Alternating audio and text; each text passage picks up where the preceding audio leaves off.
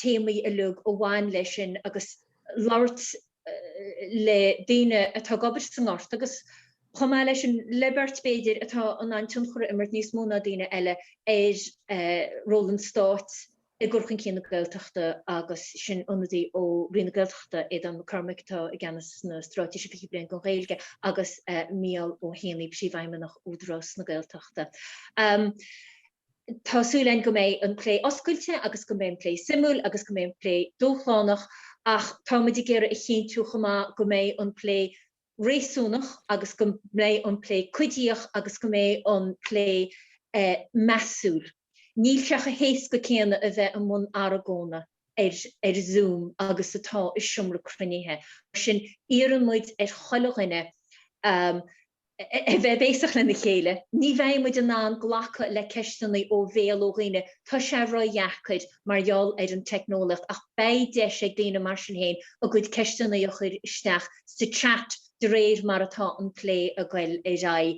A brathir a méid ceisteanna tu cumid ag an neireadach agus is féidir linn, féidir nach mé muid mé an gach ábhar a phlé mar a deachtar ag de ábhar sa ní had a persanta béimiid a ránún an ábhar a stoi srathúlacht cho héasca agus atá siad a phlé le linn an teoranta atá againn agus I ríist béimiid an déile le cuidró ní bheith le cuideile.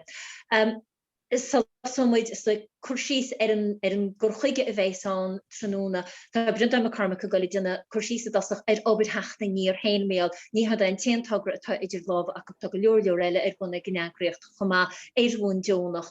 In sin duna seisiún achhuimde phríomhhéimeáin na Shraith margheall ainún go raibh éagsúlacht mór a dtíobh cainteoirí agus a dtíobh ábhair bhí Rint téimi cumánta beidir rint téimi nach me fiú leis a tháinig an cín I ríist agus I ríistile agus sin bé plé faoin na tríomhhéimí sin le mar a déit me painéal atá sáte san ábhair an Cormaic ó Roinn na Gaeltachta Meán ó héanaí an údras sorchan í chéalachaid canasí hismóir na Gaeltachta don lo crobhsí atá go bhfuil mar effiach le teanga I limiste painéal le teanga rídóir agus tásúla againn donnacha ó héalaí atá treabhas an ortra le fada agus a bhí lé go sonrach le linn na Shraith seo le cuasaí painéala agus in sin den for rinscaga an ábhar pléú le linn na díospóireachta sin bailach dríochta a cíns a bhfuil carú tuiscint agamsa lehiiscint béad beidir ag Rinne am Cormaic agus omlán tuiscinna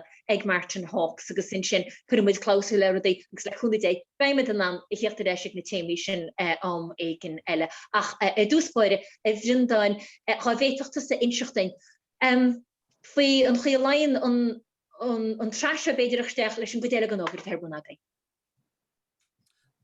Okay, bhhairtí an féidir an seanna chuir suas agus ba sin ní séasca an obair tarsúlaigh a bhíú don lucht fechanna. Well bunaíú Teacht Aniar tuairim is 8 mblianaach in 2011 tá mé cheappa mar eagraíocht a bhí a géire goach pléán agus goach mar chatalíoch go cuasaí a bhaint leis an Gaeilge ach go léir muid chomála sin cuasaí an tail, cuasaí políteach, the social ecolíocht agus mar sin de tríomheán na Gaeilge. Agus má héint bhsteachar an si bhidirlín feiciisih bhfuil an túfás seminar tréise bhéir siúlaging. Agus le gan ó 3 bhliain anuas thosaíomar ag obair le muintear na Gaeltachta. So feiciisih go bhfuil 3 thionscadal Gaeltachta go bhfuil muid bainteach lób. Ach rud sin feiciisih ar an lábh deisiún sin fundúireacht na Gaeilge. So tá Teacht Aniar mar chomhlach teoranta gan scarchabadal tá stádas carnach agin agus tá fundúireacht airgid agin tá stádas céine aige agus ícin líonóra daoine airgid isteach go míosúil idir €10 go €20 in aine méasa go dtíon fundúireacht an undúireacht agus ligann sé sin doing an obair dhéana. Chomála sin tá túram is 17 atá chláirí mar bháil agus tá síntas anna bheoga iad ach go siúd. So ní hé go bhfuil go leor airgid agin ach bhín go leor airgid agin le custasaí agus bhain go chéile seminar a chur agus kam gur buntáiste óhór Zoom mar is féidirlín daoine thógalisteach ó haar lear le labhart agus níl de custasaí mar a bhíochaging custasaí Ealaíon agus Óstán agus mar sin de. So tá an áiseo tar éis buntáist óhór a chuirt doing agus túra sé doing amachchan seo. Feiceáil an lína díreach go síos go dtí Gaeltach bheo agus tá Tionóladh bhuail chun cúpla focail a ráfuí sin. Agus tá lína díreachán mar bhfuil ceangal díreach agin do Gaeltach bheo is muidna bhunaí agus tá rólaging Earraigh mar Stiúrthóirí go dtí an bhliain 2022 le sé gceist agin tarraing siar ag go buinte sin. Tá mé gobar le tiismóirí na Gaeltachta thionscail dar bham tatan inmheh modúil le tariscint gona scalaní dara level Gaeltachta agus bhfuil ceithre fómhaidúil tá an eicóíocht mar inse féinúlaachta, forbert pobl, forbert pásanta agus feasachtangan. An sin clé tá muid a lé cuidú in áréide le muintear chuidóir maidir le forbert flean cóháite pobl agus tá mairí chóil as cuidóir an seo agus tá máire chun inis cúpla focail ará faoi sin. Bhuaithe.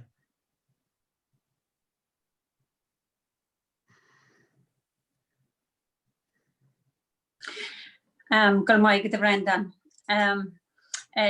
Dagri Teacht Aniar Cardland and Sean Midor Finchegel Cora Pobble. Agus sinam gurún head session agan mi Marta Yevi agus Nigel.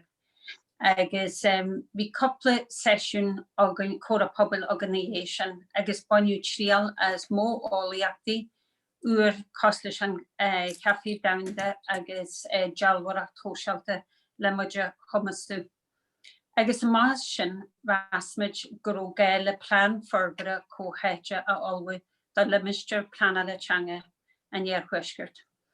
Cludín sin páirteach dór an na fearste angre agus láinúir.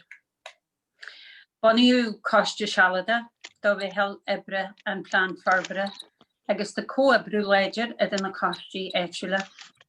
Seo deis ínta den pobl an seo co-Aibreú le na chéile. Ennis go jocu an plan on mona níos, Ealaíon sin, gur ón phobal a hain a hochas an plan. Cludín an plan forbere coheja, forbert omlan an canter, forbert economiachta, cultúir, teanga, éidethas, fástaíochta, ecóíochta, socialta agus feisiúile. Tá bonra cortha le Ealaíon agus Chermi Tagarta. Agus tá sé táhairta go mé na hagrisí stáit le goléir ar bord ó na hús. The where COVID, muid agalta bhí coppla creniu agus coppla déta sacrí agan bhí coppla le creniu pobli a agru agus an íréirí len the where COVID. Vasmid na ro na mé creniu ar Zoom forsna the where gromid geri an pobl leg a valú on tús agus tá Déardaoin agus neansam de leithe in Zoom. For is Johnson seo de had a fihe a ceir milliún euro le Turasóireachta ábhair de páirteach dór. Agus hug sin geistún tús a thar agus tús a thar na costí a gobar le na chéile ar an app seo agus caiimar gohfuil géirí go intamáilen. Tá mid fásta genú réamh obair agus ag steidir planan na náisiúnta agus condaid agus ag fólam len de réir chéile agus go méid eiste goin leanstan a ré leis an plán cóhéite nar a bhís deise agus creniu pobli a agru in seo sa cheantar. So sin chud sa Brendan Cormaic. Cormaic a bhuaithe. Agus Tionóladh bhfuil leat a cúpla focail díreach rá maidir le Gaeltach bheo. Tá Tionóladh ina chathaoirleach is ar an Aibreán sin. Déanna mé sin cinnte. Buníú an Aibreán Gaeltach chur agus gá bhliain a hain. Níl go me fórum an le Lortas an Africa Planálatanga a bhí le capo. sé le Mr. Planálatanga a bhí a monu agus le bonú ar fod na Gaeltachta. Na chas sin bheith gucht na slách ag Gaeltach seo Lort agus idir gníomhaíocht a dhéanamh thar ceam an Africa Planálatanga le hagra stáit agus traman ile idir iad agus obair an Africa Planálatanga. Teacht Aniar a bheith páirteach san na bur seo an tús, mar chud den na bur a bhí agus a társúlach go chana héin sa bhilteach mar a luai an caithearlach brand an tindle. Bhíon fiú takeíocht a thuirt le costas crinithe Tá Teacht Aniar bheith achar lárchuiste a bhilteach fio, na héin agus brand a Cormaic a Rinne an fúrum go díiste. Bhí clinne líana an na hagraíochta an míomhharta seo caite. Bhí tíiríon mar náidir chud den na Roinn a rihiú le sin agus a bhfuil muid déile le. Siad chud bha le bheith a híon cóardú agus cóthathú a dhéanamh obair na Africa Planálatanga, agus dó le fios a chur agus le bachtú dhéanamh ar an chóardú agus ar an chóibidú atá idir na hagraíochta agus na institútí éagsúla atá a feimú sa Gaeltach. Bratha fasta gur a bánaí mór a cumarsáide idir na draman ar fad atá sáte in obair na Planálatanga, agus gur bhíhir iad sin a réite agus a hochrú. Siad na Roinn sin atá agus a bhés mar Earraigh agus muid a réiteach obair na bliana seo amach Roinn agus níos fuide ná sin tá mé cinnte. In nuasar sin phlé an lárchaiste cén ról scóir a bheith ag Gaeltach fio seo amach. Hiige sin sochríú ar ólas bhaile agus a harintla chéile, bunachar a bhana maidir le anim na seoltaí ihir a teagháil atá ag na daoine go léire tá plé leis ceann agraíochtaí sna limistéad Planálatanga, leis na cistí Planálatanga nóir is samdó, agus leis na hoficí Planálatanga. Ficta gón fé láthir go bhfuil oficí Planálatanga fihi limistéad Gaeltachta as an fihi sé bhí le cappa. Le cuidir le hobair Gaeltach fio socré gan animio bhí duine as cúige ola, duine as cúige chonacht, agus duine as cúige mún. Le cuidir tamsú dhéanamh agus aiseol sa chóirt le cur isteach sa bhunachar seo. Tá sin deanta níos agus tá an tamsú faoi Tionóladh. Gaeltach fio díreach go práine fasta ar an leid páistí atá dóga le Gaeilge sa Gaeltach agus an aspa takeíochta atá fád a smahoirí. Brathú asma ó na húdar a stáit maidir sin réimse fíor lán nach seach den Planálatanga. Cunne Gaeltach bheosúil chomai ar áthraí bíthe tá beartaithe nó an marstú a réimsí na dichais agus a réimsí leasfuair ile anas nach slocfar an bon ar fad atá ón obair hábhachta seo társúil sa Planálatanga sa Gaeltach. Tá muid sásta an méid sin sihir go leor agus obair léinn go ceann tamil fada sibh héana nóras sinna garid méid atá le rágam.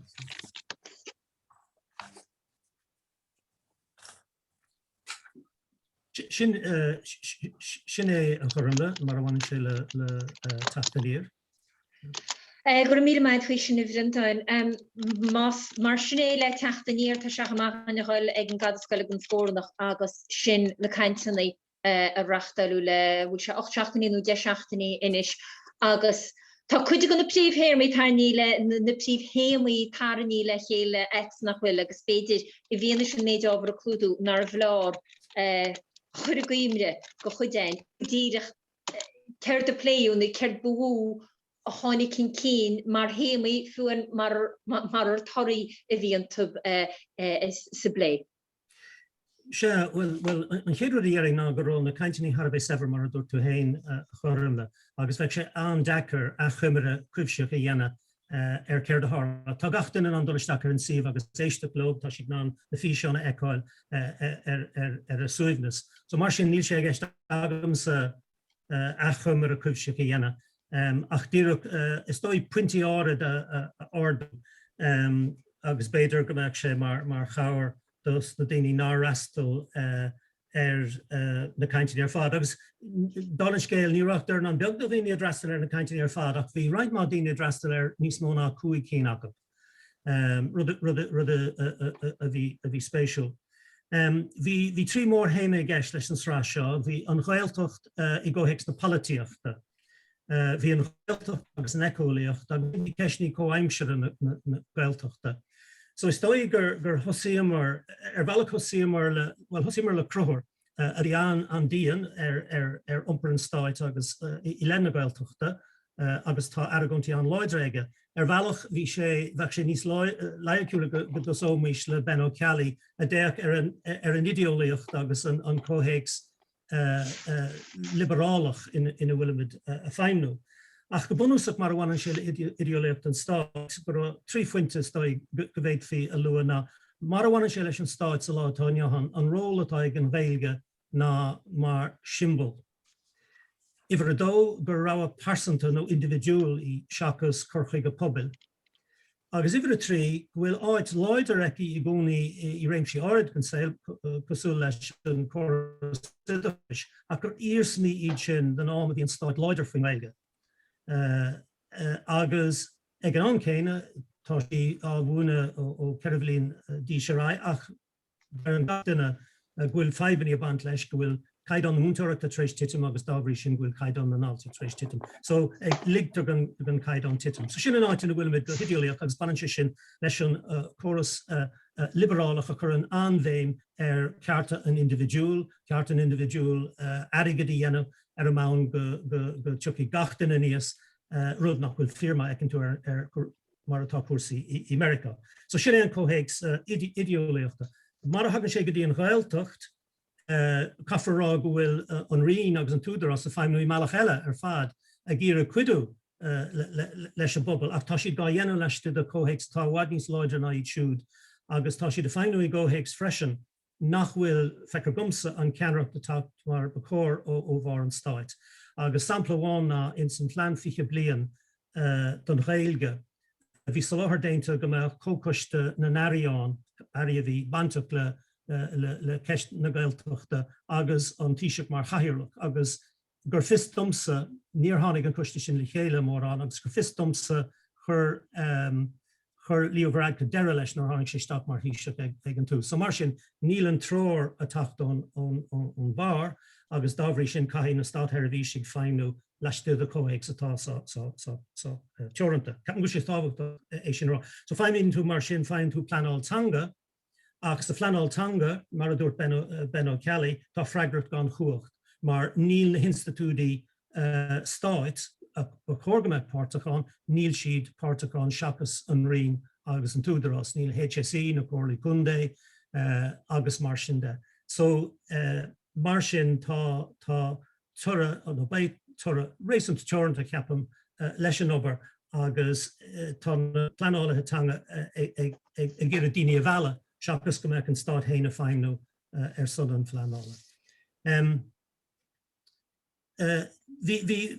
Luime tá go hifran an capas go raibh má puintí agus níl me a ríisteach tagart dhéanamh tríú ceiricín agam.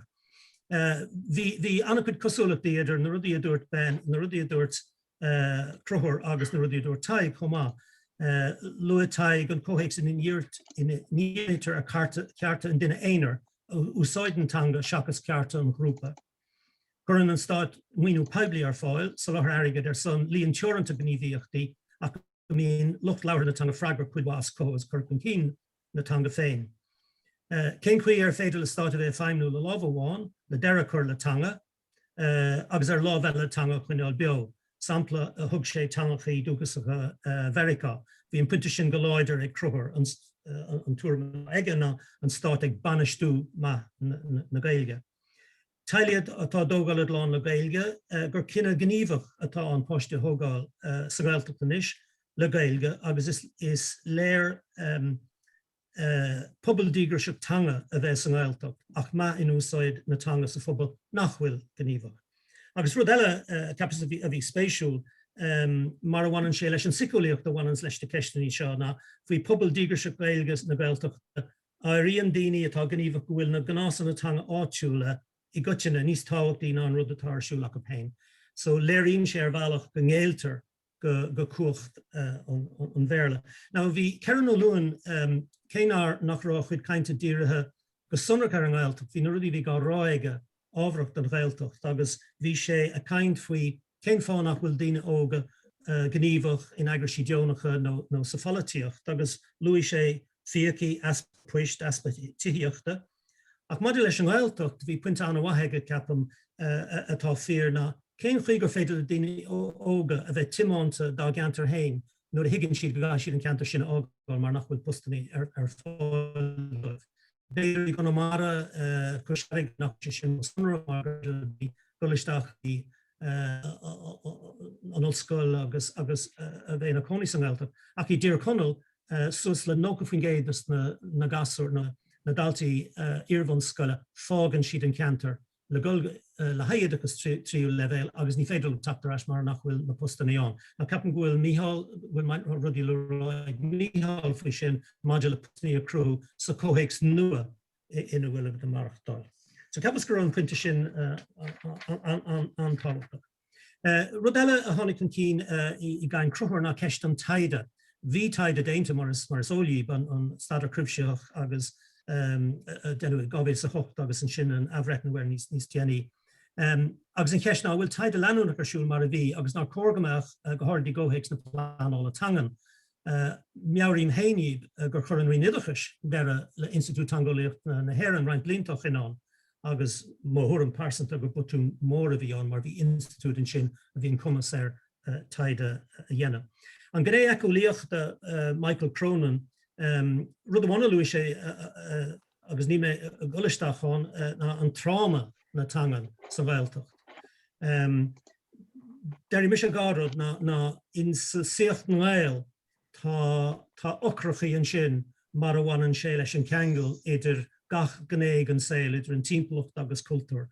Ach ar nóí tá ceangal idir ilíocht nó éagsúlacht na timpeallachta tá liting agus ilíocht cultúir agus tanga. Tá an dárad fitte fute le chéile.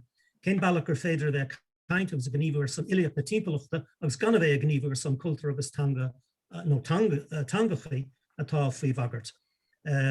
Ach sin dúirt cruthóir ná ní tharlíonn sé sinní bhulús, cai struchtúr a bheith an agus takeíocht an stáit a bheith an chomá. An sin bhí na ceistní coimseir a Gaeltacht, ní mé go isteach an mar bhí an cainte bhí ag donachatá sin seo nocht agus blacham go mai sin gáf le cuasaí plánála nó cead plánála, na dlíthe chuir bhaim na dlíthe na rialacha áitiúla, cén bailach gur féidir chin tú go gurfar I bhaimiad, agus an sin an cheist óilmhór takeíocht a haile atá dógal báistí le Gaeilge a leabhar soracha faoi, as cam érágur ardacríomhí sa chaint sin agus obair an sco atá ga dhéanamh agus ba soracha ná a bhád níos fearna mise leabhart faoin ábhar áirid sin. Cúpla puinte generalta, iad siúd a leabhar go teoiriciúil, dína acadú léad nach bhfuil cónaíocht san Gaeltacht, bert as an trúr an Gaeltacht fléisí dulling le go practicú leis an directortá ó lá go lá. Tá dárad táhacht an teoric agus an praxis agus go cógamach an dag ní bheith feinú láh lena chéile. Agus sin just díreach mar rucail scur, céim fá Gaeilge sa lá Tionóladh mar sin, agus tá cúpla rud a teacht amach tá naimnáisiúnta ar a bhéalach imi in áríide, so céir tá in áid. Agus mé an garad, tá an ceangal idir cuasaí tanga agus cosint na timpeallachta bád lúiseacht, aon tríd amháin cuimhnú an taibhreis. So tá an ceangal sin gá dhéanamh agus tá féidirtaí an thuairimse an éidirtaí bantla sin. Agus sin an rud eile agus tá samgannnéireach Aodhán agus Mícheál gúil se seo ar siúlachab. Muintear na Gaeltachta mar phobal sanúil, le riachtain is sanúla ó thaobh tanga, fostaíochta, sóisialta, ecolíochta, na hóige, cultúra, plánála, I mbeag an focail forbert mar a dúirt maia forbert choáite an phobal. Ach, chunéis sin I dhéanamh I gceart tá struchtúr sanúla déanachach de dhé. Sinné. Gur míle maith bhrintein. Ní fúdíonn se sin gafródach, is iireachtaid. Bhí go leor an mar a dúirt tú, agus bhí go leor levéil sa dí Spóirt a bhís na cainteanna a lug agus sin an fá gur bhhailinn is chuir a thuirt go riint dramas lárnaí láirt fi chuide go téimi édam Cormaic mar dúirt mit Stiúrthóir na Gaeilge Rinne Gaeltachta Meán héna príomhhaim na chudras Gaeltachta sarachan chéalachaid tuismuin Gaeltachta dún ó cráibh sé effic painéal le teanga agus dunacha ó héalaí gníomhaí pobl. Rud amháin a rilm héin a breanúir na cainteanna ag sló brentan in sinne. Go rá bhealach rá level na cainteanna. Bhí level acadúil rééisúnta tebi a bhain le policy agus nuair darnú gon chuide smó beidir cáine ról an stát, warmh osc an stát, an manistú hall a léig na Gaeltachta bhíarbun ag an stát. Agus sin bhí level eile, an level beidir a léire sarachan í chéalachaid agus donal ó héalaí ar donach ó héalaí go háirid sarach a bhíúrá bhd tresin go breach caithfar napi aró, heb dí ceart faoi an dal a léig nó an rémas nó a librálach agus donacha a dúirt testian rilachain painéala a gobhar a level hána bheith practicúil agus is stoi go bhfuil idir level an chamá. Agus sinnéad an dram a dúchtúir na policíthe róp, na policy a chuntar beidir ag an ard level agus chasiad a chuir bhain. Agus scatí in nídítar frustrachas na níine atá gobair a tala má muid leir a tala orthú. An neol sa gapre beidir snéad an dram atá gobair gona hagrachtaí Gaeilge agus Gaeltachta agus sin an fá na ríidir go mar Harbheith sásta go réad an Cormaic agus méú henni sásta bhelín. Marialtá san cid a Harlíonn go ól itre. Ach ní sé go atá réib sin seo inniuh Marial tásúlagan gohíisib éisteach agus goméisib sásta rudí a rá agus beidir rudí rá na rútib hána anú an goméidir gohfuil na goach me éon ó chéalaí ar in lista in sin goméidir gohfuil cúpla ar a siúr a láthir. Ach édan chádásnach muid letse, níl sam cevéid gona cainteanna a chóla tú. Ach bhí go leor chob an áiríre rééisúnta sinicúil faoi ról an stát, agus níhead na cainteanna seo bháin a léir sin, chuinach an tuachtar an a tain méalgí ó higén. Hart a chuig brenn déag beidir ag cógáil de chuid chógan na Gaeilge an ngáile is státe an gáil bé ar á hárad. Dúirt sé rud amháin a láirtfred go minic. Dúirt sé there are some people for whom Irish will never be dead enough. Ach dúirt sé rud a cainteanna agus dúirt sé go bhfuilinn sé an stát an Gaeilge a chuineáil ar life support. Sé sin nach bhí céad de bása an. Ach mar sin héin nach dúirí a dón bailachta le na chuir na séasta agus lígan céad de marachtal mar a bchóid. Cad a déarach? Luatom focail frostrachas an sin na daoine a bhíonn sa gobar leis a bobbal ar a talan sin Gormfhlaith. Agus scatí bíon frostrachas ar in hain agus muide play le aigrachtaí stáit eile. Tá muide lárnach I suppose a gorcan Cainteanna agus a forbranta teanga sa Gaeltach taobh an Gaeltach taobh móthó. Ach ní aon ó drúnda go bhfuil tacaíocht an stát córais bhí chun an teanga a chuineáil beo agus chun taca leis na pobl Gaeltachtaí. So bíon go leor idir play aine leis na ranna stáit eile, leis na hagriachtaí stáit, leastáit, agus bíon chuide an phlé an dearfach, chuide an phlé dearn rééisúnta dúilteach. Caithe mé rá dó ó thosa mise a play leis an Ealaíon seo beidir 5 bliana déag ó héan agus cholisteach ag ranna stáit agus ag agrachtaí stáit. Déanana na Harraigántaí le achannaí áil agus aitheantas áil gan teanga. Vector domsa go bhfuil sea change an mar a thugann siad ar méle agus gúil sé an tá mé ceappa go bhfuil cohort nó go státservíse go réonós an.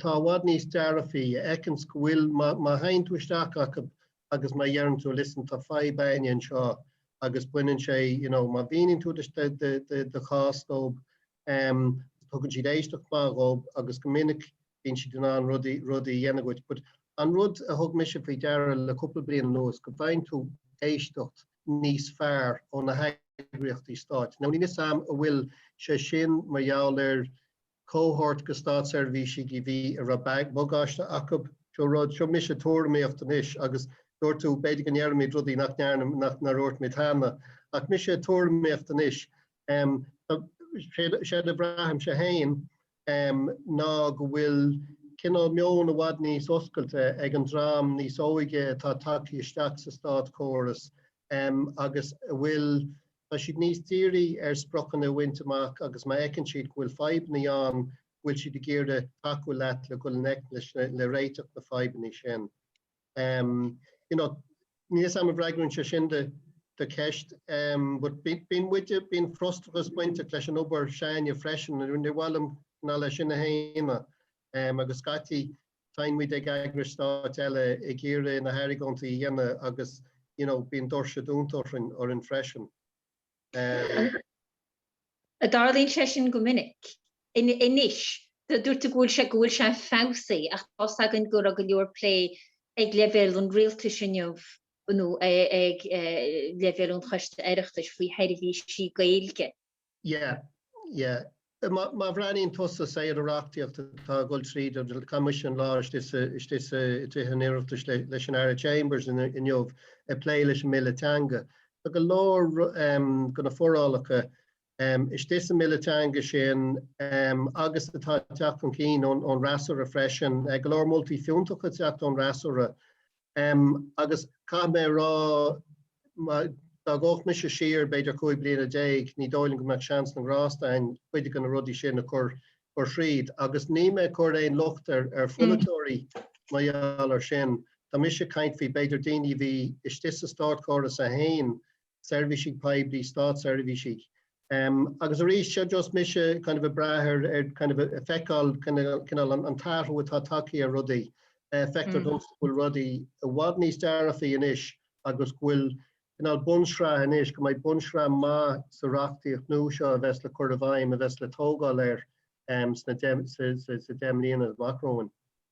Hanna hen tá daine agus tá sí gaiirí graach ar an chat agus tá rudtakeísteach sin faoi an méadmhíle rá ag crochúr ó líháin faoi na hefiigi painéal teanga agus go raibh an eisce atá an cheall a chuine i ríiste go le réis ag bhd a cinnte dúrú sa staid an tír commissionéir teanga sean ó choráin a dúirt a caiint faoi obair na gostí painéal teanga ag an nám go raibh sé nar a éon chuidéile go obair an Stát. Hiil siad a bhí táhachtach agus lu sé cuasí timpplaachta ag an nám a chuirí i lábha drám dúnach a gobair an eisce.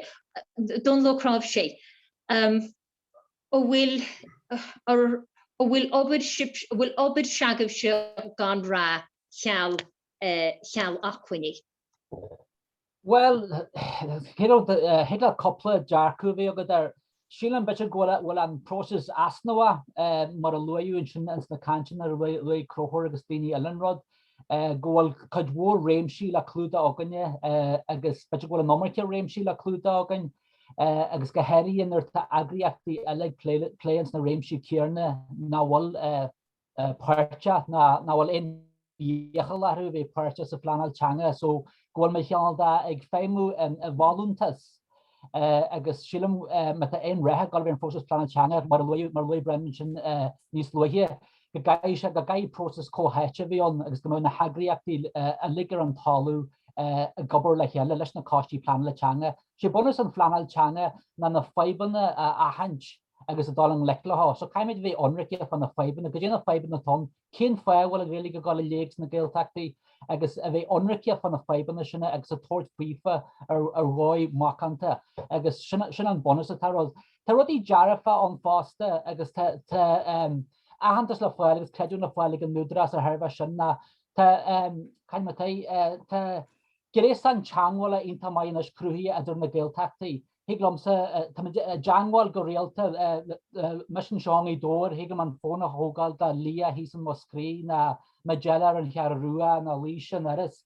Ní dám go a geréisan go gláidir sin a riamh a na Gaeltachta go jiglan áhar a phlé agus fásta go mar punche teanghil a tehacht ar an talú. Bín donna hagriachtaí na cenagriachtaí Gaeilge bis le Janwal in Gomininic. Homaile sin na ran agus stage hain is maile bheith Janwal go punche teanghil acu agus don phobal hain, bín bail don phobal to the strand seo go minic na Janwa lumsa go minic but your fiban a bh acu a dacala cruci planale na aspa service trí Earraigh.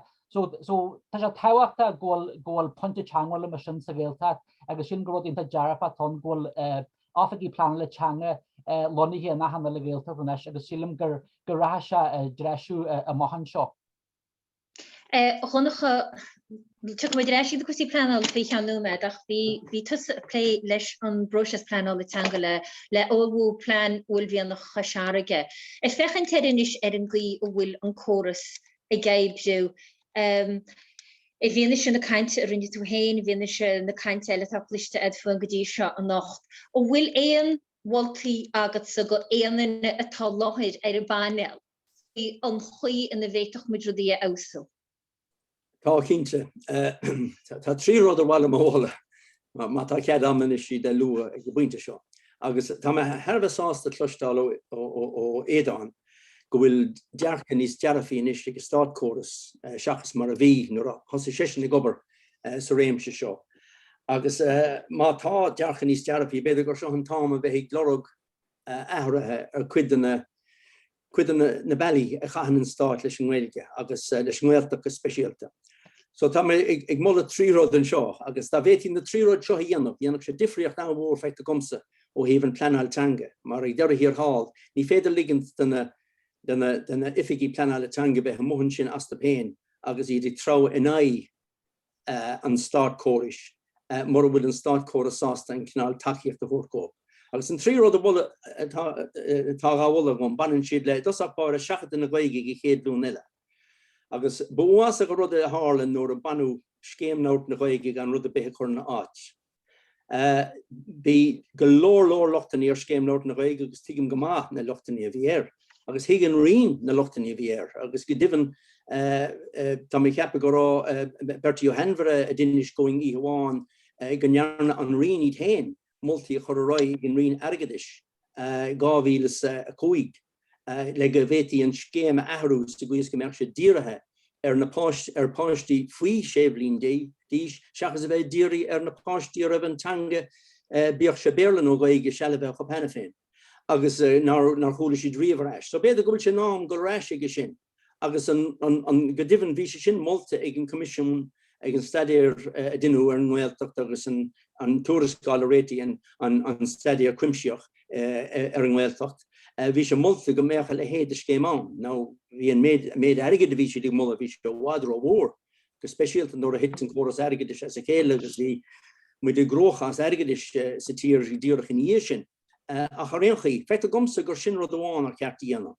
Tá muid an tíle a chasa ó híomh singó. Mar níl an tanga, tá figurí saléir, nóair a curú deire le scéim leirt na Gaeilge. Hit an líon tailí in ar páistí idir 3 agus 4 bliain díos a bhí an Gaeilge leirt. Agus hit sé níos tompistí fós sna ceantar láid ar Gaeltachta. Agus má leanan an titim sin, nílis gom sin do réir na figurí déanaar a is tá scrúdaí agam. Ag lecha leis gur raibh titim gur leanan titim sin ar Earraigh, Cahamí díreachtaí an tíle sin a chasa agus sa gcuas go dtiuchaí fás a ríist agus tá sé sin riachtanach má tá éon céal le bheile tá sé riachtanach go mbeadh an Gaeilge gá theachada ó dlún mar hanga tailí gan a bheith bra ar na scoilní. Sin an difriocht idir Gaeltacht agus éon áit eile ar fud na tíre I mórm se. So sin bhfuil Honnacha stiléirú beg sinna chéadú, tá is caiint fí scéim leirt na Gaeilge a thuirteéis. Ach bhfuil tú cainteoirí a thuirteéis níos mó mar úr haide seachas mar ahantas airgid. Hí le bhí tú caintfuí gur ben Simpson úrlis haide bhíonn sa gceiste seachas an chútibh más mana. Fan dárad I gceist agus tá tarbh táhacht. Mar nílis a gcuin céhiad na tailí atá ag tógáil slán le Gaeilge. I déanana an íireach sin, a déanana an cinenne cóisach sin go dóga siad a chuid páistí le Gaeilge. Ní is a gún céhí tain. Tu mé éis ag sorach lei sin, an dárad eilinn sin go tíocht, tá tíocht Harbheith táhachtach, go mbeadh tíocht a chur fáil de cainteoirí Gaeilge sna counter Gaeltachta ina bhfuil Gaeilge fós a úsáid. Ná le haghaidh sin has tóch a ríist go bhféadach an start chorus úsáid amhaint as na cóchtaí tíocht atá hena féin ag Rinne Gaeltachta ón 8 néadíoch feithení, 8 tá sé sin fós ar na lára, agus détí le lesú a choréir, détí cóchtaí tíochta a thuirta údarás na Gaeltachta. Sa gcuas go bhféad is bheith gníomhach in éon leis na córcham an Gaeltachta le tíochta chur fáil, go speisialtas na counter Gaeltachta tá tíocht fhí bhrú Meán ar sin, agus tá cainteráta agsúla Roinn, tá caintear an Roinn, Airraigh mar sin de. Tá mar rud go rá an cóch sin ag údarás na Gaeltachta dhéanach se an differ.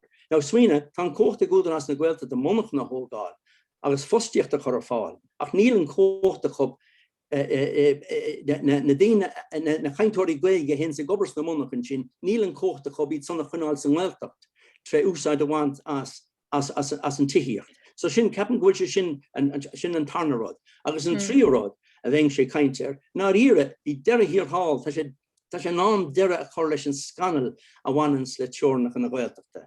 Smaoine, tá muid legóach na teornacha seo 9 agus bhíidir sách lochtach an uair sin, 9 tá sé sin beag nach 7 bhliain hin. Agus gealú dó sin beag nach scór bliain hin, hí túrascáil a tháinig amach ó Comisiún na Gaeltachta, hí peidirmach an umar na chahirirlach a bhil Earraigh ar na teornacha níor hálatáda. A rís hí an rud céanna bant leis an stadiar cuimseocht níor hálatáda, so tá sé nám dearach or smaoine, dá mar rud gur tugad go réis tábhachan údarás na Gaeltachta an chéad bhliain eile. Bheadh níos mó vótaí a gcathair na Gailge, ná mar a bheadh i Gaeltachtaí na mún ar fad le chéile.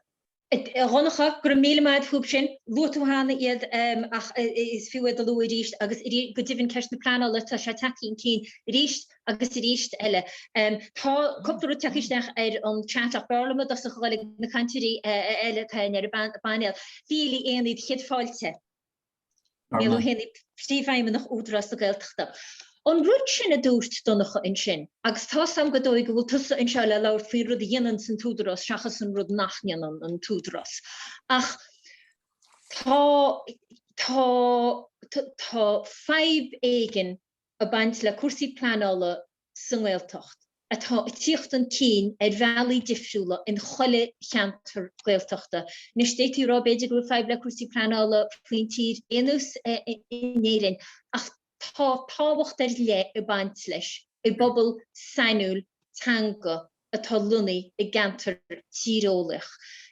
Tá méid áireid go ról ag an údarás a gcuirsaí plánála go cóirleach.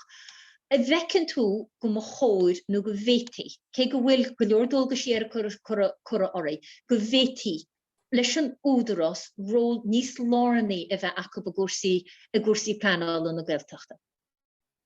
Well, is toch garble just sin tá údarás plánála an agus tá róléis de teoranta. Tá dúirí rólainn bheith muid in an tuairt ról sin ach bheith se casta go leir bheith tú caintear údarás plánála nua agus mar sin is ach chuinniu agus mar sin. Ach sílam san jaarherme an pointe a lua donnach an sin a díobh tíocht. agus fiú gan na clochtaí tíocht, tá muide a lethar na huaire cainteala drámaí éagsúla, tá 5 almhór an Gaeltachtaí éagsúla agus slúil go Jacob an sin faoi easpa tíochta ar phreis réasúnta. Agus tá se takeí níos le caiiciis, tá sé le cainteala rinne daoine tá chur na technique chun cín na náiteachtaí éagsúla. Tá daoine géara lanú ar eis sa mhaile. Ach an fiú teacha álar híos. Sin 5 an war agus camid díú a seachar sin, agus táid a cainteala rinne drámaí cholachtaí ferber a pobl córchamin, agus táid a cainteala rinne cóirlaí condéis faoi bailí go bhéit muide bhfuil le mar sin 5 an war ar bhealchuáin détarrá gur 5 maithe ach tá se ufaach na rutha duine i ggéire a heachtaháile lenachláán rá táid an ar job thuirtaháile lein, agus níl se an teacha áir híos. Is tún an rud takeí níos mó ná uireáin lumsa le caiiciisnos. So sin ceangan na rudaí a chasmaid a bheith breanhaid a chas muid bheith cainteala daoine faoi. Agus luúin sin gormla na rudí atá faoin ar smacht. Tá sé fiorthábhachtach roinneis Aibreánach an céin. Tá go agus just go leis ag chuid chun cainte díanú ribh. Ní léon dat duine ribh atá coní na ras an Gaeltachta. Tuigeann siad gúil fáilí dianta. Tuigeann siad gúil seirbhí sin a féidir á trí bhean na Gaeilge. Tuigeann siad gúil daoine fásta níos agus mar dear a gur cinál bónus go atá mas féidir le seirbhí se á trí Gaeilge agus bhfuil an thart go an an teirbhí seáil agus an cultúir sin ar fad. Sin ráte bhil marrá sta timpplacht Aibreán ina bhfuil mise chuile lá in úidir as na Gaeltachta. Tá Aibreán stáit dargla chéin ein atá freigrach as forbairt ach na bhfuil sóisialta cultúir na Gaeltachta. Níl na cuachtaí ar fad againn is bháilín a bheith ein ach is cinnte bhfuil muidirnána bhfuil seafaí gobar chuile lá bhfuil stratéis úlhíach ein dúchlánach agus ar an taobh sin de gohfuil Aibreán sin a higgins na deisinaí atá sa Gaeltacht, a higgins an géargá atá le fastaíocht a chur ar fáil. Luúin sin go bhfuil daoine fáil éideachas mhaith gus ar fáil Gaeltacht. Agus sin atá tarlú le blianta agus le blianta. Ach thula sib an frógur prost a bhíonn sin dealún se caite, céad chuige job má a go seairige. Thula tú an fógra a bhí aonn sin le gairid le randachs ar glachan lia. Is féidir linne postaní go ard chaidán á in san Gaeltacht, Rinne ar stratas. Agus go bhfuil daoine an éideachas agus se den an fannach samáile ná fille ar an bhaile. So sílam gúil an glunne le lán ar go leor bhaile. Agus hicinn go leor sin rud bháinna dúirt crochan mac Ealaíon gur chóir gomecht stát heirbhí si an an breanú agus go fuórschúiseach ar a bhí plananaí agus stoi tóisiíanna ar an tara a bhí agus leir tú faoin na postnaíon sin agus cúpla duine a bháid linne in seo dearmid faoi na postnaí sin cé go fáilte an cholachan ar bhí méid sin postnaí san Gaeltachta idir rá bhfuil is ag an údra cevéid gan na postnaí sin atá líana ag pobl na Gaeltachta. Bhfuil is acu cevéid gan na daoine tatáid steach rít na gataí atá tíocht isteach as an Gaeltacht. Bhfuil misú agaí ar sin a bhí híl? Yeah, well, is go bhil marrá tá chuile fast a chuirtar ar fáil in gná an staíocht ón údarás ar fáil India an Gaeltacht. An chéin rud dhéana neamhchailí iad ná nach bhfuil na cháilíochtaí ná na sciile Jacob. Agus úintí cáintú sin na seir seaachtaí mo. Agus féidirlim sa rán ar thosa mis gobar an údarás bu me steachán ar scéim a lúna banisteachta ceadach a blianain. Ní mór an daoine san Gaeltacht a bhí gobar san údarás. Ní rud duine bheith ag an level le sínseirí as an Gaeltacht i banisteachta an údarás. Bégan na sciilení fiú sin a bhirte seaachí an an. Nuair a bhí tú breanúir na manarchan a bhí an, bhí an banisteacht, bhí na daoine le sciilení a tuairteach mo. So, has an túdarás a gobar ar scéim forbar a banisteachta, ar scéim na brunteach, agus tá siad sin lárnach an ar go Aibreán gcónaí. Agus tá muid géar a bheith cinntiú go méid deis ag daoine an príomhrúd ghine go méid postnaí go ard chaidán, agus go leor postanéala bunithe ar achnaí nádar an áte, a bheits ar fáil go muintear na háte. Agus bhí cinntiú muid ar lábheile bhfuil siad cumasíthe agus bhfuil sciilení Jacob a ghaile governance le héna jobaní sin. Ach is féidir le marrá go tíocht mar seo I caint le banisteacht agus le úneirí na cólachtaí seo. Tá siad sinna ggéir a daoine áitiúile. Níl siad sinna ggéir a cuairtú daoine an taobhmór ar bhaile daoine an taobhmór. Bhí gur míl maid sorachan í chéalachar I ríist tá bhean na fágáil na mrá chun deire ach ní le as go measa an painéal atá leitainne ó bhfuil éon na acab ar a painéal sin ó gúil siad éis. I déitoch an ábhair atá ar bunetsa a dhéanana níos éasca nó fós a chuir ar na cúntsaí atá aid. Go pásanta agus tú tógáil cluine nó go gairimúil agus tú gear a bheith taú le daoine eile a gláán na hógáil le Gaeilge san Gaeltacht. Tá, ar nó tá. Agus tá nuad go bhfuil sé dachar mnis cuiinehartha. Ní me chuagra heile donachas go raibh paintíos go síos gom héan dó trí. Rud bháin íorthing ná tá mé cheappa go bhfuil Níl ar díreach go sonrach ar riachtanis na líine agus na díreach éagsúla sa Gaeltacht. Tá an mar de sé savéle an one size fits all agus cuirtear go leor brú a Rinne ar hisismóí na Gaeltachta mar hampla.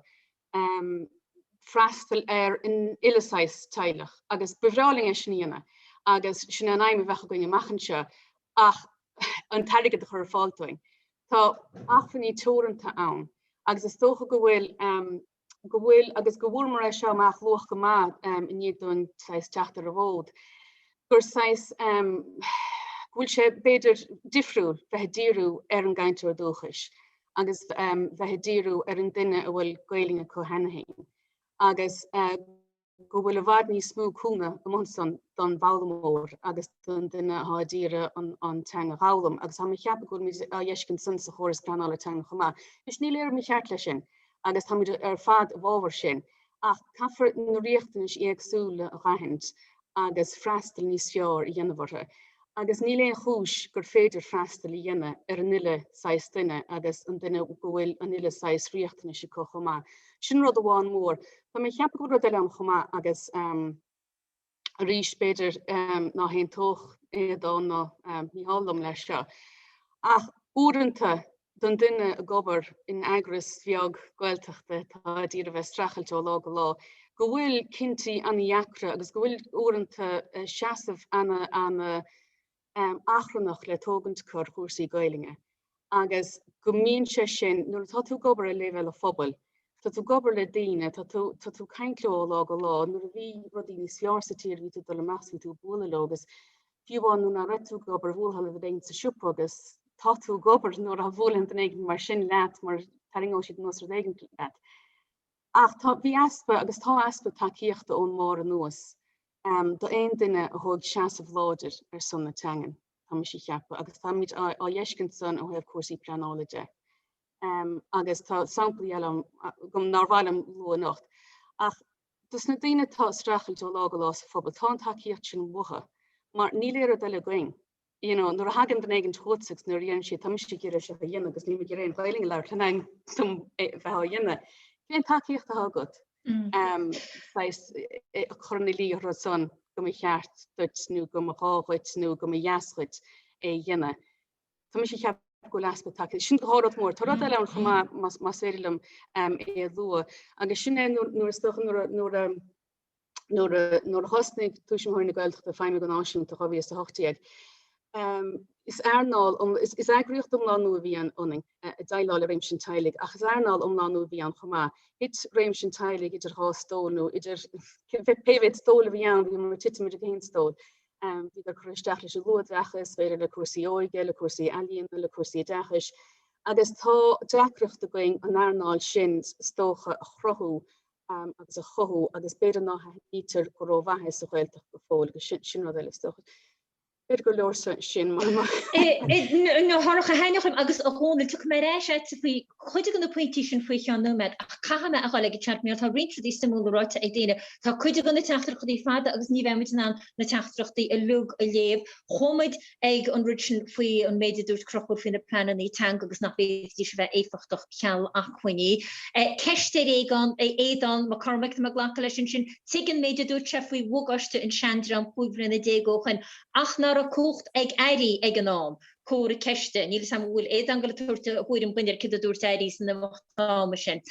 Ó bhhaíní cún, tá cóideáin feblion úsáid le cum an daon láise chuir ar Arbert policy agus is minic i chintían an frámóid antra na cóideáin go móchtar nó go geltar glór na Gaeltachta. Céad is féidir íana faoi sin de cheall cóchaiste nó léide i déchach ar choile réimse policy a ggóhés a éfacht ar an Gaeilge agus stadas na Gaeilge. De Robert O'Hartain is léir nach bhfuil an stát chóras agus an rialtas a ghlacha le caiideán láú Gaeilge sanúil ar nús chóras hastas orpach na Gaeilge dalrinn se go bhharún caiideán bhnaí ar chuiriméocht banisteúí agriocht í stát níl sam manin sin le cóide chun de chiaíocht has sam goorna don cho héla an molla hanna héin go monofaí mas bhn mochimre an caiideánna dúsáid fi le chunne lechí tan go planála leis an teg agus ó bhíal ó dibh an ténach ó láidir neamhlár ó bheith glic ba cheart cuidiú ó lorug tíomh muga éidir gur cheart a bheith mar chuidiú go thuaiseacht damda na min teangachaí.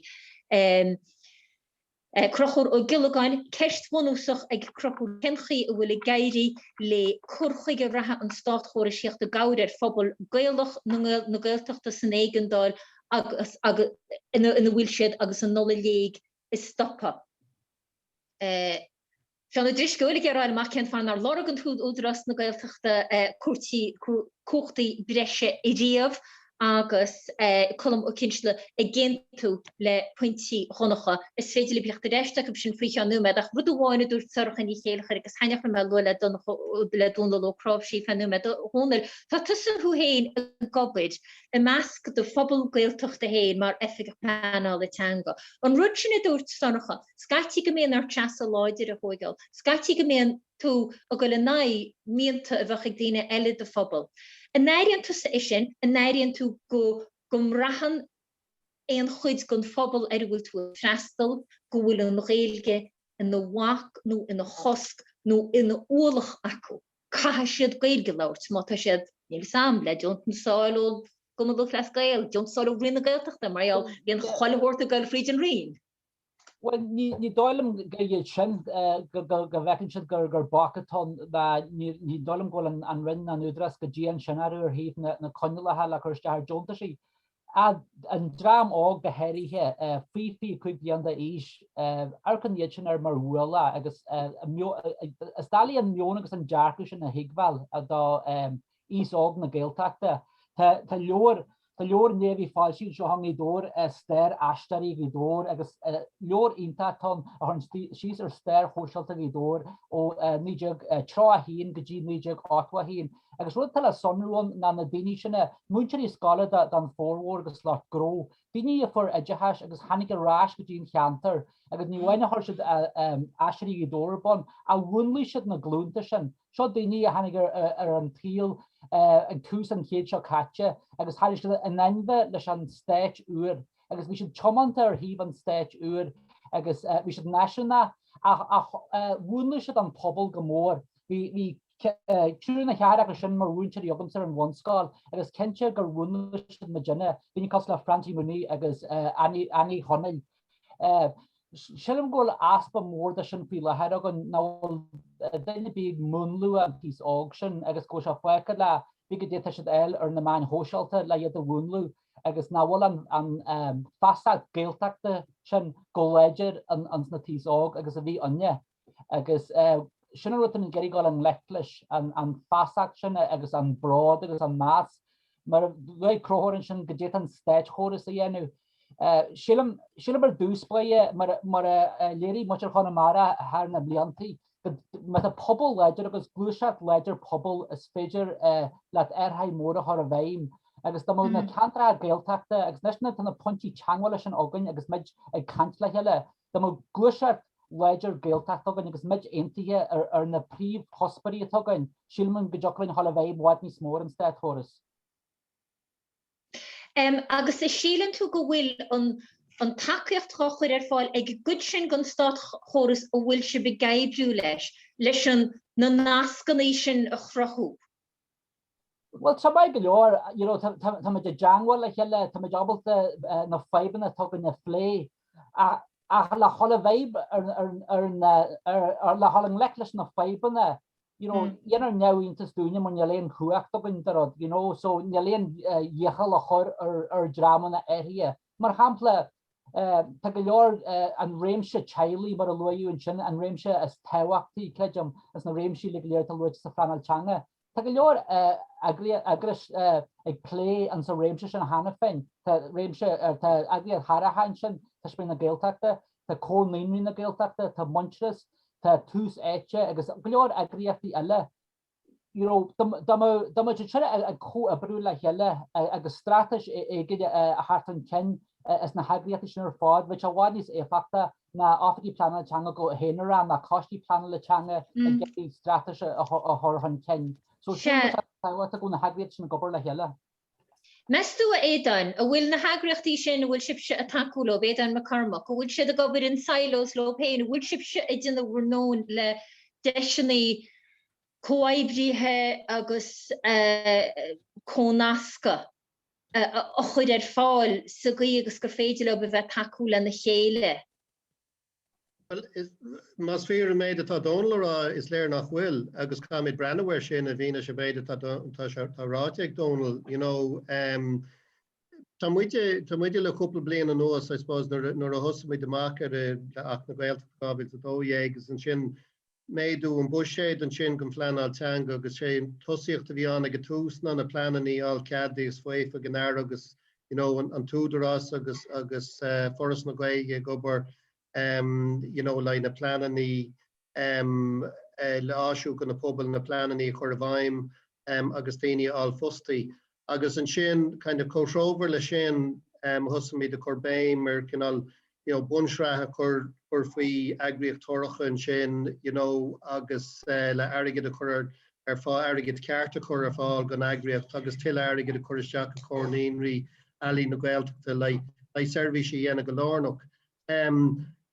But is léir ó bheith éisteach le Donald, you know, go bhfuil beidir job le daoine anion sin le you know, daoine chur a gaibbrú lena chéile. So beidir an brandware sin. Teacht éis ag ceann go na pointí rinne crochóir agus rud a cinnte dúirt sean disceolcha agus a takeúla donnacha gur chóir go dúiristeach scéim leirt na Gaeilge don bunithe ag sitéir soch hangólaachta.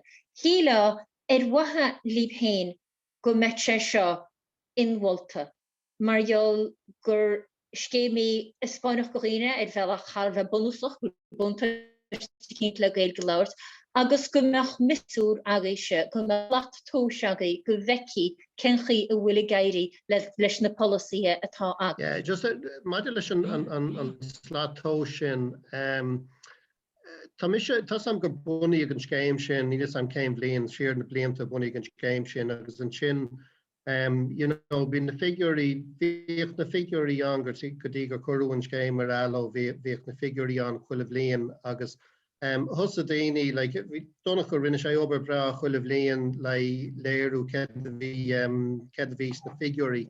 Ach na bunigurí a tain, ní sam bhfuil siad sách bailí le bheith buint úsáid astub statisticí agus éon analyst statisticiúil a dhéanamharthach. Ag dear an lei bailú le figurí sin tríd figurí na rinne a gul thart a caint le gasaróga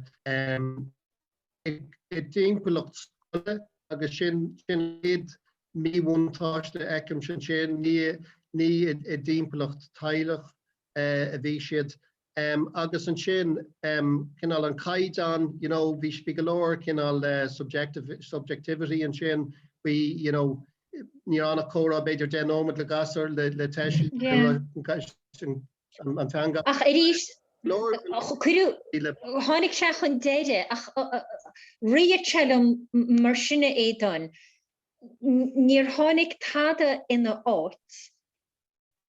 Bhí muidir luúg bailá dhéir a bra runnacha a bhí sé os cóir rihir is Somália i dtine an ábhair seo go dteonach leis an léamhas fearr a bhí agan a chóirtchain cainteoirí Gaeilge go háir cainteoirí óga Gaeilge. I níos tá muidir bra an ábhair atá dunacha a dhéanamh an déanáirimh leis sin a dhéanamh. Ó bhfuil an ábhair sin bun Rinne na Gaeltachta, nuair chóir go meach an ábhair sin bun ag Rinne na Gaeltachta. Sa gaí go mechas agan sa gaí go bhéite chip se más gá, na déine sin i déirgur bhfuil se bhail banistúil a léag na Gaeltachta, gur féidir sin na bhréignúgus rá nó, seadach bhfuil gaiirí le policy seagan agus seadan crothús. Yeah, tá Barty aine agus tá mé ceapa bhfuil Barty ag an údarás freisin, you know, brenn bhfuil a gceist sin faoi taide dhéana. Faoi láthair tá mé de buint úsáid as na statisticí an déanárah agus riime de gobar leis an le lucht a déanárah leis an CSO wathe le ceisteaní breise all an bhuirim déanárah agus tá sam gur soracha lé leis an leis an CSO freisin. So tá bailí eile le figurí bháiliú. An rud faoi scéim leabhart na Gaeilge, bhí buinte aige leis na scéimí tíocht a bhí ag an Rinne freisin, so muna bhór na gasar sa scoil an SLG mar agan smuidir ní bheith an tailech an an tarmh na scéim na tíocht aáil. So bhí buinte lárnach leis sin, ní lis am an dhéanach 250 nó ein ó déon difriocht ein tailech le Níor a céad go chunéad de éad an Gaeilgeoirí a chuineáil agus créadfu me rinne sé difriocht in chos in hir sin. So catú breanú ní féidir breanú ar scéim leabhart na Gaeilge an hain, catú breanú ar na rudaí an infrastructure eile bhí timpeall ar sin. You know, but I think a five on they've baliocht na figurí sin agus, you know, hostadini buint úsá dasta like, you know, beidir conclúdi dhéana agus níos sam cé go rubber bravi an sin agus thug sé áardán wá dacrochtaí bhí an agus na dúchláán atá agus a bhí an ag gnám san Gaeltacht. Ní lí sam an seaach sé sin an seaach na bunigúirí a bhí bailí ag ifigínú Rinne. Seaach sé suas go scrutiny mar deara. Waiting just mar wish to let Gormfhlaith just mar chugiscio pé tá ábhair me gar chutáíocht. Éad an caintear an sean céim agus bhí tá samson na lochtaí go léir an sean céim agus na rudí ílú go táráite ag éad binad na lochtaí bhí an sean céim leir na Gaeilge. Ach bhí céim nua molta ag ifigín na Rinne iad héin. Gáhíle sa cearnó sa cúig, bhí sé multa ag staidir cuimsíocht tangóíoch ar €1 milliún area olabú, agus níor cuaéis sin a bhain. Now an difriocht dhéanach sé, damar a go raibh scéimán de haid tiismóirí có lós a hagans páiste ar an síl, go gahatí slárú den scéim. Bheith is a goin céhíd na tiismóirí, hastíons atá ag déanna íireacht cóisoch le tanga leis an Gaeilge hort in céitlan eile. Bechis gwyn sin dos apare, déti an cóla chorfáil gob agus an tachiacht a chorfáil gob siúd iad sonna targará leis an tachiacht sin, Comáile sin bheith antas tuki gob. Now cén fága mi ceart Jontas a hort, mar sinna bhealach dína. Now an chud is mór than a dína hógans pastí a Gaeilge, ní hestín éon Jontas ó, dinan si dé mar go gridan si dá. Ach tá méad áirithe agus dhéanach son iad a bheala leis an cinenne ceart dhéanamh. ó híh an nuair a rugtar an páiste, bháling a bheith páirteach sa scéim sin, agus má tá siad páirteach sa scéim sin bheith láthreach bheith an cóla ag golgó. Tá rudéchan mar sin ag castáil leis an tíle casa. Tá go amachchoring faoi láthir agus cá rudéchan mar sin. Ní heastín an sean scéim, ní muid ag an sean scéim. Tá muid ag a scéim nua a Aibreán ar tailí cólós a hagan páiste an síl. Agus bhí just rud bháin mu leiscil ach tá taidir comisiúnathe ag Turasóireachta na Gaeltachta bheith ailsiú golóach agus tá figurí nua bunathe ar haigh seachas bunathe ar Rinne ón déanamh agus bunathe ar na survéine sna planna teanga mar sin tá an survéis nó tá taidir sinna ailsiú golóach ar nó féin obairtha dhéanana goin Ealaíon na Gaeltachta mar sin féag figurí ar fáilt chud an taidir sin. Is má sin gur míle mai de háracha agus éan má bhí me chuide chuisina le go hégorh nach chuil sin bebail na figurí sin de stéid go bhfuil. Is cupú atá teachísteach san chat chunig me rud cinint ó chiaran ó copí fianna me go nisca bem se a harint níos me héin. Cean na cofií a rá heb an hagrachtí Gaeilge haghaltí státíí ó híh do Gaeilge na Gaeltachta níl sé gaibbrú tá ag choáine eise a de se. Crochar a gileáin an ggéar ála mar cefan nach chuil an bheicníocht an gas na bhar Gaeltachta Gaeilge in gá multi féna sehaí a bhaim ar chorchuige stratéiseach an stát agus an ceartig donnacha i d rubad ó hátáin bhar céim go heala Gaeltachta ina chaidhór. Ach tá ábhar an nachhuiléitein agus bhealach Nílis hánig se chun cén chuidhasa tra cainteanna ach níl se teach chun cén go náidir sa bléise agus spéidir go díalspéise an héine sin. An ceangal idir an eicólacht agus an Gaeilge a rinneú. An tóidir go bhfuil táhacht leis an Gaeltacht mar hobar nádúra na Gaeltachta go bhfuil táhacht leis an Gaeilge agus leis an Gaeltacht mar chuide go go éagsúlacht na tíre ar chóid í a choisint go dtugann sé léargus lehain saol in seo in éireann atá dain tú héin agus fiú mar bhfuil buntáiste ábharach le bainteiste go bhfuil a táhacht héin le. Níl sam bhfuil tuairim ag géanana ar a painéal in na híomh sin. Well, veilcht, ja, tá sean cosúla ceis na hicolíochta an ceis na Gaeilge ar veilach. Is go bhfuil ecolíocht tanga ein sna Gaeltachtaí nó bhfuil Gaeilge fós a úsáid. Agus níl mór annach chub fanta. Tá mí de caintear hart 3,000 duine ar a bhéad. Ag cónaí I gceantracha na bhéad Earraigh go bhfuil an Gaeilge a úsáid I meallach suntasach I measca phobal. Hart 5,000 I gceantracha láidre, I gorcha gaoine, chuna mar a heasa agus áran, agus iarthúsceart gúnaáil. Sin é. Agus in sin tá ceantracha eile, in ceantracha na bhéad Earraigh ar brachhfuilteachta iad, ach ceantracha suntasach iad in a bhéad héin. An Roinn, hart Cultúir, Rachtharn, iarthúsceart hart Aodhán I muo, agus beidir bhfuil cúpla ádeile. Sin tá fáchaí. Cén chu féidirlín déaláil leis na ceantracha sin le go méid siad ag leanacht orb mar ceantracha ceanchla tangólaíoch ina méid an tanga sin cuine bio le haid na dlúntatála tíocht. Ar bhealach tá sé thar cosúil leis an scéal faoin ecolíocht. Cén chu leis an ecolíocht a chosint, cén chu ar féidirlín ecolíocht tangólaíoch mas mín le a cosint. Cuid an feolsúnach chéanna testáil, cuid an smaointe chéanna heastíons ó híomh cuasaí ecolíochta, testíonn siad freisin ó híomh cuasaí tangas an Gaeltacht.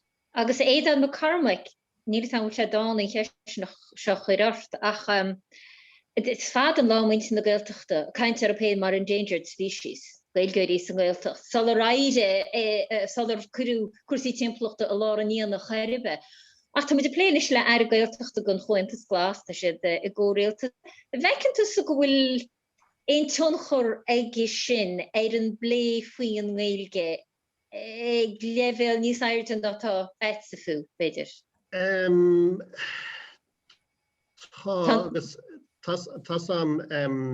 Just veit mé rá de gédal sé is Déardaoin le chuile rud atá ráite ag donnacha an sin. Tá mé ceappa go bhfuil an dá rud fitte fóte le na chéile agus go bhfuil anna chosú le go bhfuil an timp an echo choras Gaeltachta agus Gaeilge anna chosú leis an echo choras atá an sa síl nádúirse. I think go bhfuil go leor rudaí a brethir de chéile.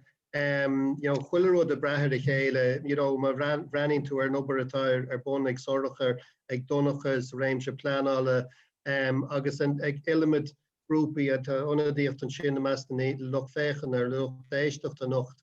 Tá mé de leor an obair atá ar bun aine lug tá sé tá mé de brethir de chéile agus na himachtaí ní dhéana aon rud ní dhéana aon big bang mar a deirtha ein difriocht leis an rud seo. Ceapan go gaith an rud an choras a lug a bheith gaibrú go nádúirse le chéile agus ba bearnaí an agus na ecan tú bearnaí tú na bearnaí sin a léana. So I think bhfuil an dá rud sin absolútely anna chosú le na chéile. Agus I think bhfuil an spéisiigh ag Catherine Martin sa réimse seo. Ba mi de fógart strátéis nó 3 blian a ráide strátéise agus feictú just ba cean aim trasceart an sin a bhainans leis an Gaeilge chuir an cín trasna an Rinne log agus is Rinne mór. Neidir deirtú an Rinne, tá tú rán Rinne ABCDEFGH na rudí lugatá agaí seachas Rinne Gaeltachta bháil. Cormaic. Tá bhrónar. Bhín cinnte an héine rá gceart gaití freisin Rinne Gaeltachta dearmid agus golóir tionachar aige but ar rudí sa stát choras, nar bhainní kind of cuasaí Turasóireachta san Gaeltacht, cuasaí Cultúir agus Ealaíon, the Meán, Teacht Aniar tá si de steán. So tá an spéis ag an Airla Martin agus ag an Airla Chambers, an Gaeilge bheith chuir an cín trasna an Rinne lug. agus be sin rá stratéisi le nar bheith sé fáilsí. smuú sin nar caiin fan cuasaí a choíad a me se fi blian bed na gobar le feicní nation agus fiadúlre a bhil na leimisteir críbní helik sa tíir agus agriat a bhfuil fiacla acu le póíneachta dhéanú ar na leimisteir críbní Tá mú agriaí an sa bhéalteach le fiacla me sin fásta le ceintú go cuasaí Gaeilge ó críbnithe agus na leimisteir nédra.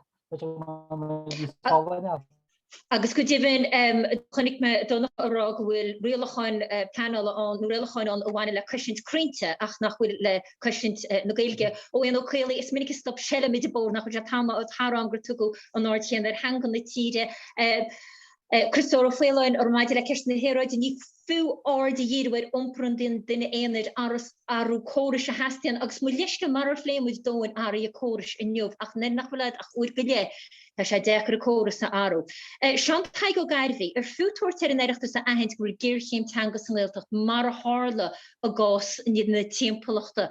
Ceist thar bheith simulí sin agus níras an bhfuil éana i ggéir í sin a hógáil háid beidir míhall nó éadán marall híle go min airí Gaeltachta an drugalach é seo adháil nuair a tuisiad a gúcht agus brasásta bheith caintúin nuair a tuisiad sa bhreasúra.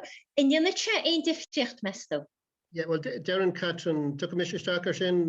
Marsh the hele. Yeah, if minnick Darren's Lewin Catron Connolly, ag minnick, Gulgair came so Gaeltacht agus like ní éit a chéin in a agus a ríist am go rá rud a cínt, beidir nach bhfuil rá a hanna, but ní éit a chéin in a héna go bhfuil Gair came teanga an ag go lór gan Gael gona counter Gaeltachta atá faoi láthair agus tagann se sin arás go dtí na teornach a Gaeltachta nó donnach an sin ar ball. Agus tá ach an rud is measa faoi sin agus go lór gona pobl sin ní thugann siad faoi deara bhfuil Gair céim teanga an mar níl an Gaeilge a réidir ach be chorbe.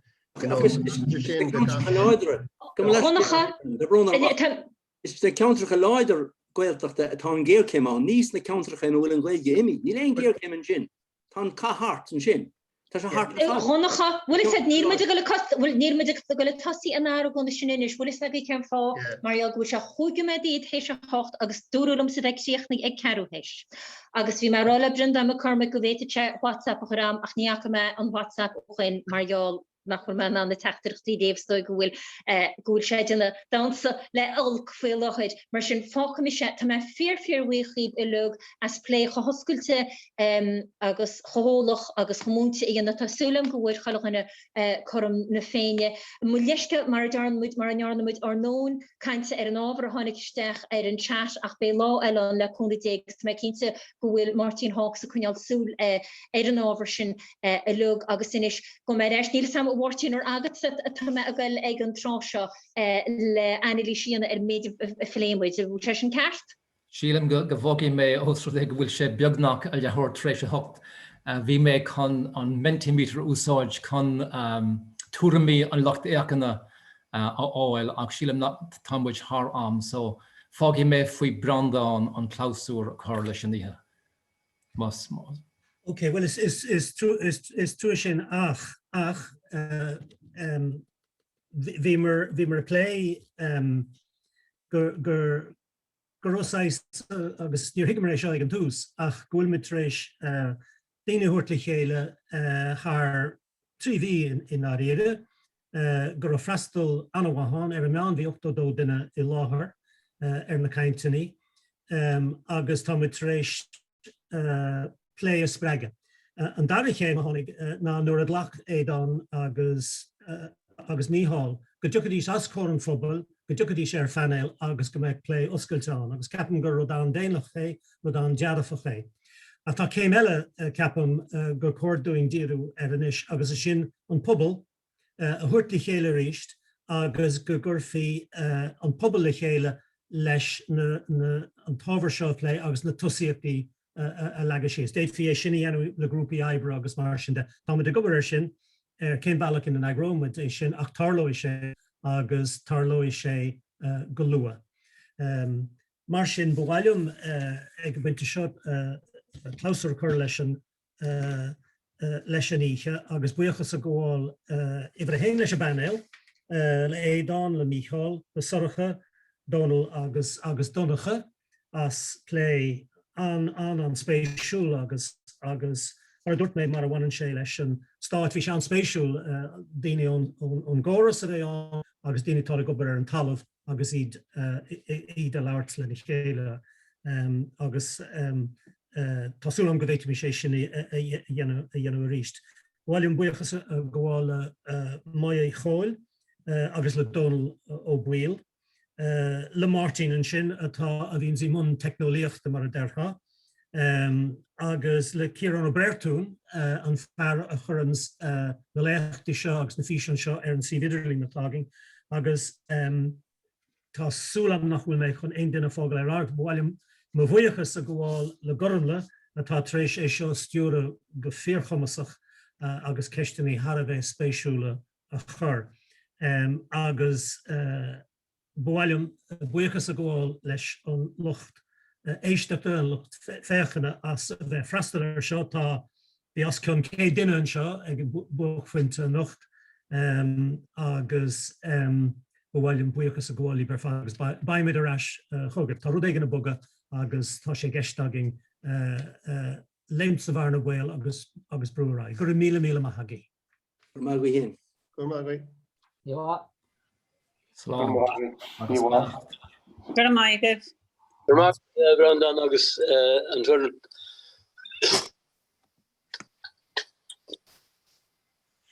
Tá sé Jackar búla busa dhéanamh ar a gáras seo. Nachhfuil cadach Meán le dhéanamh. Má tá cúpla duine gur a fannacht fear cúpla nóméid ní le sam bhfuil éitir bhís a fear cúig nóméid agin lé a bheith agin. Se an tam och mit leideach go handúil. Ní féidir sin a feríir. Ach bháin nar bhreitú lena féanna leat. Tá méid an nóbhaid fanna me go máhhailh an dain. Beidir rud éigen a rá. Glasin si mé? Seán an rutio?